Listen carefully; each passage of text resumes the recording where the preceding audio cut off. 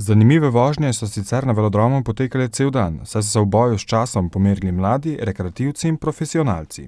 To je en dogodek, kjer želimo pokazati, kaj dejansko vse s kolesom da početi, in izkoristili smo to možnost, da je velodrom v Novem mestu, ki gledalcem oziroma vsem ljubiteljem kolesarstva ni toliko poznan kot druge kolesarske prvine.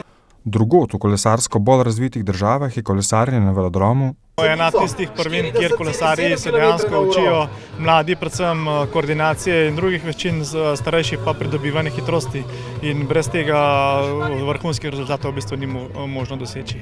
Velodrom v Češči vasi je svoj vrhunec dosegel pred točno 2 desetletjema, ko je gostil svetovno mladinsko prvenstvo v kolesarstvu. V zadnjih letih pa velodrom žal propada.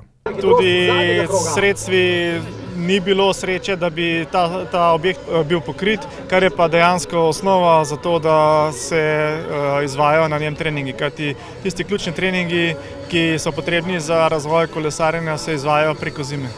Zdaj je zadnji čas, da nekaj naredimo. Če v 3-4 letih tu ne bo strehe, bo velodrom dokončno propadel, opozarja Kalan.